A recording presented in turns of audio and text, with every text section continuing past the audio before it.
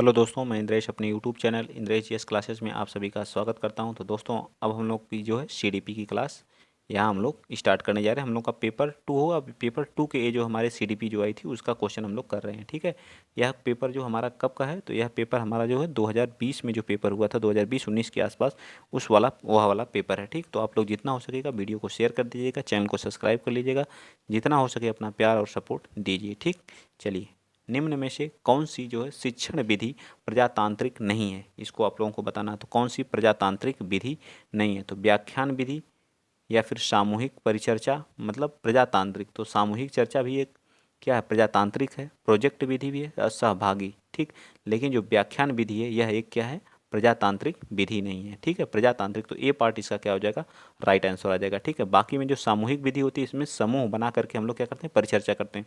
सहभागी विधि में भी कई लोगों का ग्रुप सहभाग करके, पार्टिसिपेशन करा करके कई बच्चों का जो है इस विधि के माध्यम से भी बच्चों को क्या किया जाता है, सिखाया जाता है। प्रोजेक्ट विधि में भी बच्चे का ग्रुप बना करके प्रोजेक्ट बनाने के लिए दिया, लेकिन व्याख्यान विधि में ग्रुप नहीं बनाया जाता। ठीक, तो इस तरह से हमारा क्या आ जाएगा, ए पार्ट हमारा राइट आ जाएगा। चलिए नेक्स्ट बता दीजिए, क्वेश्चन नंबर 2। क्वेश्चन नंबर 2 कह रहा है कि शैक्षिक उद्देश्यों को ब्लूम के वर्गीकरण के भावात्मक पक्ष में निम्न में से कौन सा स्तर संबंधित नहीं है, अग्रहण, ज्ञान, व्यवस्थापन या अनुक्रिया। तो इसमें से जो वर्गीकरण, जो ब्लूम की जो वर्गीकरण की जो थियरी थी उसमें भावात्मक पक्ष से निम्न में से कौन सा स्तर संबंधित नहीं, ज्ञान तो था ही, व्यवस्थापन था, अग्रहण था, अनुक्रिया थी। बताइए कौन सा इसमें नहीं था, निगेटिव पूछा है, तो इसका भी राइट आंसर क्या आ जाएगा, बी पार्ट, इसमें ज्ञान नहीं था। ठीक है, क्या ज्ञान वाली चीज़ें नहीं थी, बाकी सारी चीज़ें थी। ठीक, चलिए आगे आते हैं।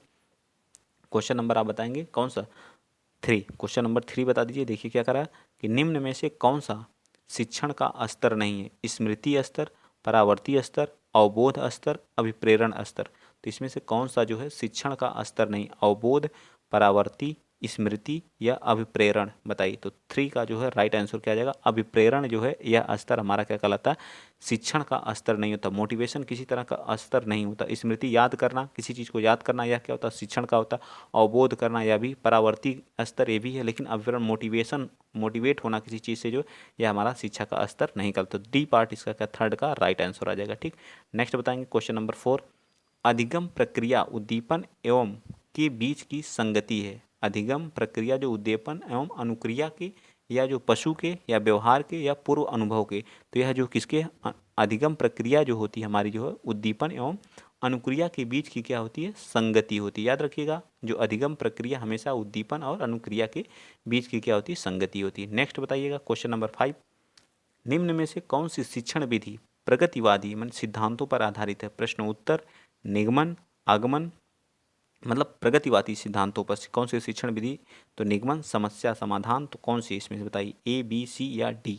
बताइए क्वेश्चन नंबर 5 का, तो हमारी क्या, समस्या समाधान विधि जो होती है हमारी प्रगतिवादी सिद्धांतों पर क्या होती है, आधारित होती है। ठीक है, यह शिक्षण विधि हमारी किसी समस्या, कोई हमारे सामने समस्या आ गई, उसके समाधान में इसका यूज किया जाता है। और जो आगमन विधि होती है इसमें सबसे पहले हम लोग क्या करते हैं, उदाहरण देते हैं, उदाहरण, फिर उसके बाद इसके बाद क्या करते हैं, हम लोग नियम बताते हैं। यह तो क्वेश्चन में भर भर के सीटेट में कई बार समझाया था। और निगमन विधि में क्या करते हैं, हम लोग पहले नियम बताते हैं, उसके बाद हम लोग क्या करते हैं, उदाहरण देते हैं। ठीक है, क्या करते हैं, एग्जाम्पल देते हैं। ठीक, ये सारी चीज़ें जस्ट, जो आगमन विधि और निगमन विधि एक दूसरे की अपोजिट होती हैं।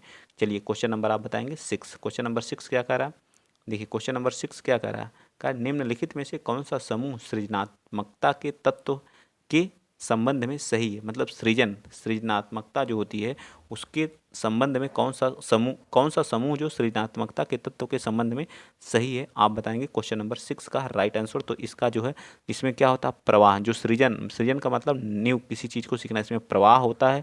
ठीक है, विविधता भी होती है, क्या होती है, विविधता भी होती है। ठीक है, विविधता होती है, मौलिकता भी होती है। ठीक है, मौलिकता भी होती है, और क्या होती है, मौलिकता, और विस्तारण भी होता है। इसमें क्या होता है, विस्तारण भी होता है। ठीक, क्या होता है, विस्तारण भी होता है। तो सारी चीज़ें इस तरह से डी पार्ट हमारा क्या आ जाएगा, देख लीजिए, प्रवाह, विविधता, मौलिकता, और क्या होता है, विस्तारण होता है। सहकार्यता नहीं होती है। ठीक है, और क्या इसमें व्यवहार्यता नहीं होती, और क्या होता है, बारंबारता नहीं होती। ठीक, ये 3 चीज़ें आप लोग गलत कर दीजिएगा। चलिए आगे चलते हैं। नेक्स्ट क्वेश्चन नंबर आप 7 बताएंगे। क्वेश्चन नंबर 7 देखिए क्या करा है, किस तरह के क्वेश्चन पूछे गए हैं आप लोग देख सकते हैं। ठीक है, सब PYQ हैं।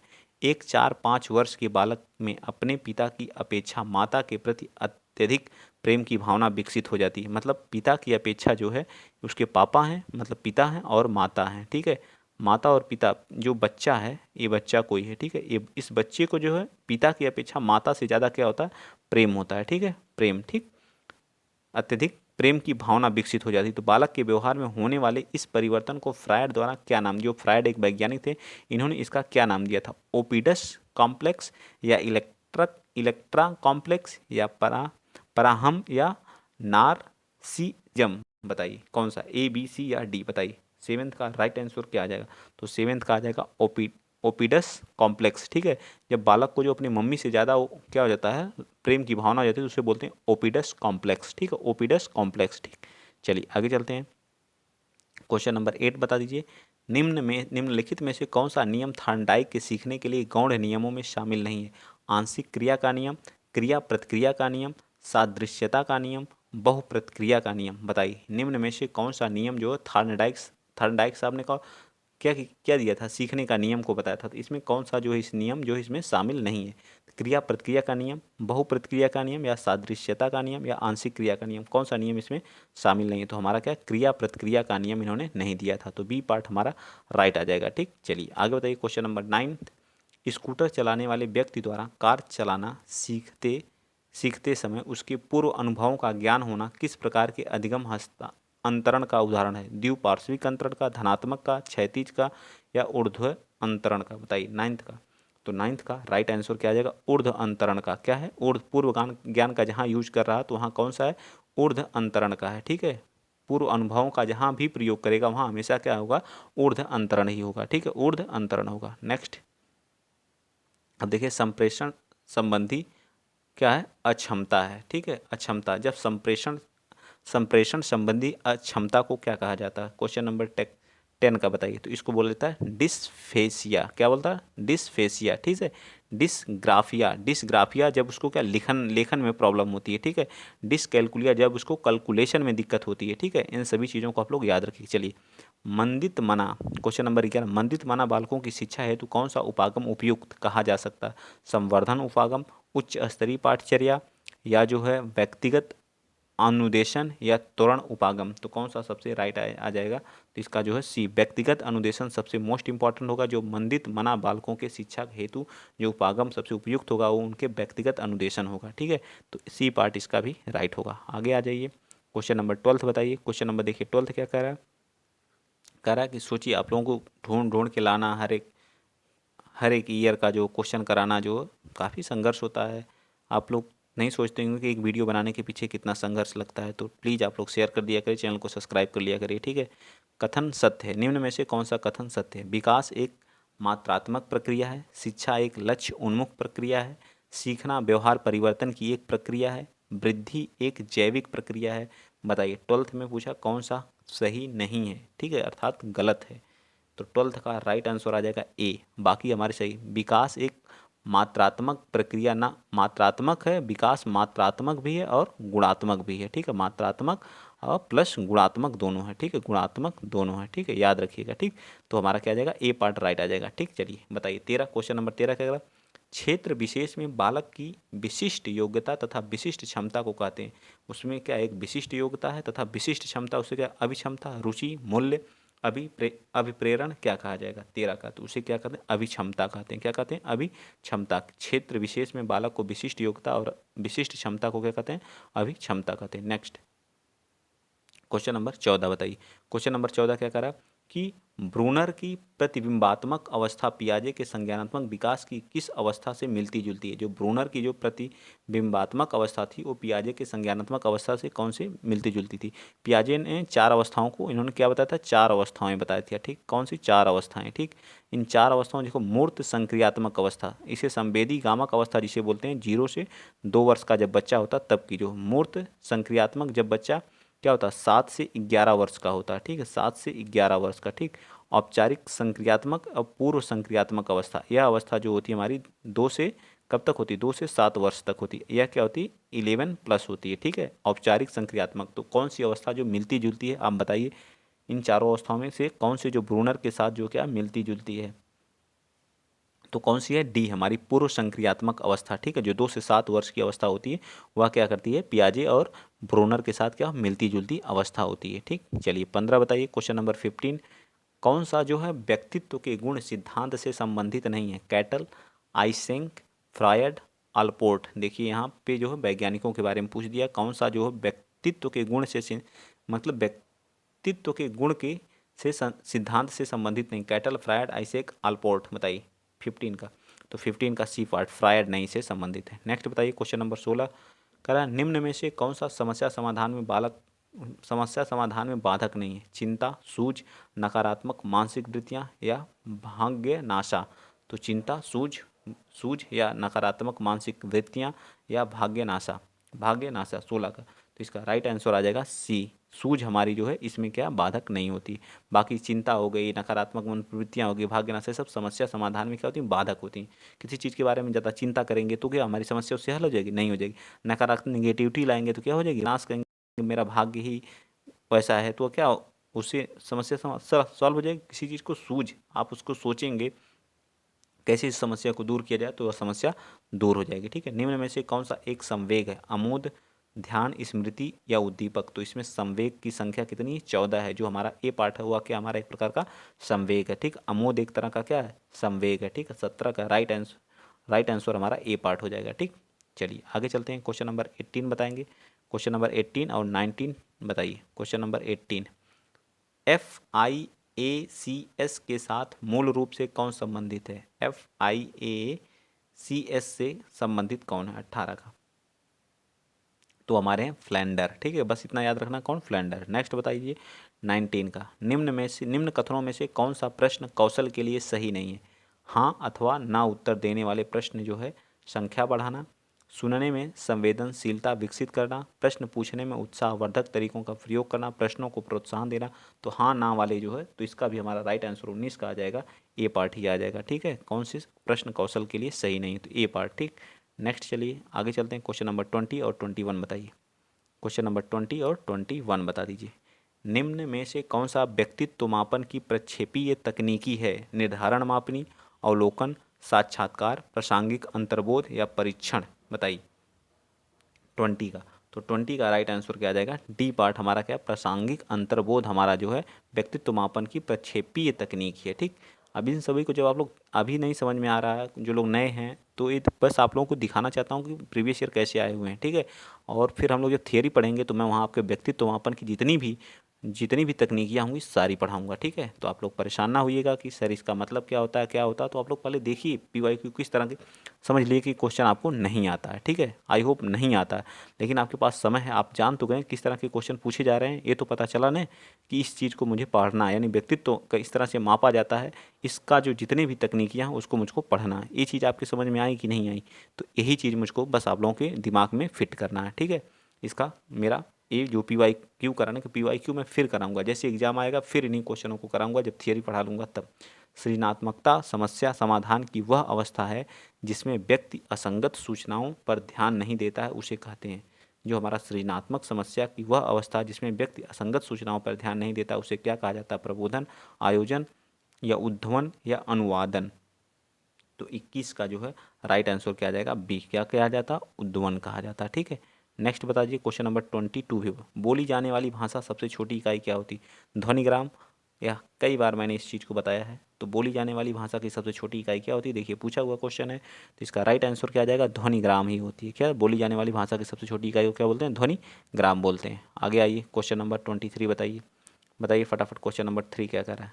23 कह रहा है कि निम्नलिखित में से किस प्रश्न द्वारा जो सृजनात्मक चिंतन को सर्वाधिक अच्छे ढंग से अनुमानित किया जा सकता है? क्या आप इस उत्तर को बता सकते हैं? इस द्वारा इससे कितने भिन्न तरीकों से हल किया जा सकता है, या फिर जो है इसे कौन बता सकता है? सही उत्तर बताएं। तो मतलब इसका किस तरह से सही ढंग से अनुमानित किया जाता है सृजनात्मक चिंतन को? तो 23 का राइट आंसर बी आ जाएगा। ठीक है, इसके कई तरीके हल करने के बताए जा सकते हैं। ठीक है, सूक्ष्म शिक्षण है, जो एक छोटा शिक्षण होता है वो क्या कहलाता है? श्रवणीय, प्रभावशाली या मूल्यांकन या वास्तविक शिक्षण। तो 24 का राइट आंसर आ जाएगा ए पार्ट, अवश्रेणीयन जो शिक्षण होता है वह हमारा सूक्ष्म शिक्षण के अंतर्गत आता है। ठीक, तो ए पार्ट राइट आगे बताइएगा क्वेश्चन नंबर कौन सा, क्वेश्चन नंबर 25 बताइएगा। क्वेश्चन नंबर 25 का बताइए। क्वेश्चन नंबर 25, क्वेश्चन नंबर 25 में क्या करा है, निम्नलिखित ए और बी को क्या करना, सुमेलित करना है। ठीक है, तो इसमें क्या है, पहला देखिए क्वेश्चन नंबर 1 क्या रहा है कि हल ने क्या किया था, हल ने प्रमोद अवलोकन का क्या दिया था, सिद्धांत दिया था। ठीक है, हल ने क्या किया था, प्रमोद अवकलन का क्या दिया था, सिद्धांत दिया था। ठीक है, मैकडोगल ने क्या किया था, मूल प्रवृत्तियों को बताया था। इन्होंने क्या किया था, इन्होंने मूल प्रवृत्तियों की संख्या कितनी बताई थी, 14 बताई थी। ठीक है, फ्रायड साहब ने क्या किया था, तो फ्रायड जी ने बताया था क्या, फ्रायड जी ने बताया था मनोविश्लेषण सिद्धांत दिया था। क्या किया था, मनोविश्लेषण का सिद्धांत। लेकिन मैस्लो ने क्या किया था, मैस्लो ने किया था आवश्यकता का सिद्धांत। क्या किया था, आवश्यकता। तो इस तरह से देख लीजिए, पहले का 4 किस में दिया गया है, तो इसमें भी दिया गया है। ठीक है, पहले का 4 किस में दिया गया है, इसमें भी दिया गया है, और इसमें भी दिया गया और इसमें भी दिया गया। तो ये तो वैसे ही गलत हो गया। फिर उसके बाद सेकंड का जो है, सेकंड का सेकंड देखिए, इसमें भी दिया गया, तो ये भी आंसर गलत हो गया। तो बचा कौन सा, ए बचा और डी बचा। ठीक, ए और डी। अब देखिए थर्ड का, फ्रायड का फिर थर्ड, तो थर्ड हमारा कौन सा, इस तरह से डी पार्ट हमारा क्या आ जाएगा, राइट। ए भी हमारा गलत हो जाएगा। ठीक है, ए भी गलत, ए भी गलत, और हमारा डी पार्ट क्या होगा, राइट हो जाएगा। ठीक, चलिए आगे चलते हैं। क्वेश्चन नंबर 26 का क्या करा कि निम्नलिखित में से कौन सा अभिक्रमित अनुदेशन का सिद्धांत नहीं है, बताइए कौन सा जो है अनुदेशन का सिद्धांत नहीं है। सक्रिय अनुक्रिया का सिद्धांत, सक्रिय अनुक्रिया, पुनर्बलन का सिद्धांत, अभ्यास का सिद्धांत, छोटे छोटे पदों का सिद्धांत। तो इसका राइट आंसर आ जाएगा 26 का सी पार्ट, अभ्यास का सिद्धांत। इसके अंतर्गत अनुदेशन का सिद्धांत नहीं है। ठीक है, नेक्स्ट चलते हैं। उद्दीपन क्रिया, ये वाली टॉपिक बहुत बढ़िया से आप लोगों को पढ़ना पड़ेगा। ठीक है, आप लोगों ने, आई होप, मैं आशा करता हूँ कि ये वाली टॉपिक नहीं पढ़े होंगे सही से जो है, लेकिन यहाँ पढ़ना पड़ेगा आप लोग। थॉर्नडाइक ने उद्दीपक अनुक्रिया सिद्धांत, एसआर थ्योरी आपको बहुत अच्छे से पढ़ना होगा।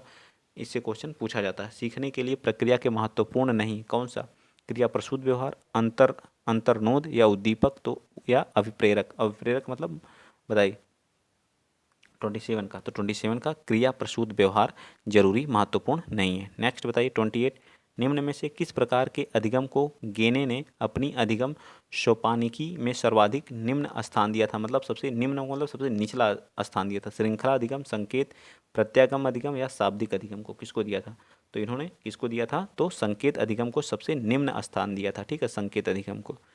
चलिए आप बताएंगे आप लोग, क्वेश्चन नंबर 28 है, 29 बता दीजिए। शिक्षण बताइए,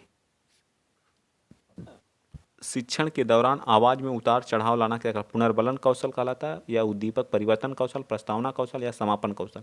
29 का तो सी पार्ट क्या, उद्दीपन परिवर्तन कौशल कहलाता है। ठीक है, उद्दीपन परिवर्तन कौशल कहलाता है। 30 बता दीजिए, निम्न में से कौन सा संप्रेषण प्रक्रिया का तत्व नहीं है, प्रतिपुष्टि, पुनर्बलन, माध्यम, अंतःक्रिया। अंतःक्रिया मतलब एक दूसरे के साथ अंतःक्रिया करके सीखना, किसी चीज़ पुनर्बल, किसी चीज़ पर जोर देना, पुनर्बलन का। माध्यम मीडिएटर जो होता है, किसी के माध्यम से कोई, जैसे किसी की शादी करानी होती है तो इसमें मीडिएटर माध्यम की ज़रूरत होती है कि नहीं, एक लड़का है, एक गर्ल है, एक बॉय है।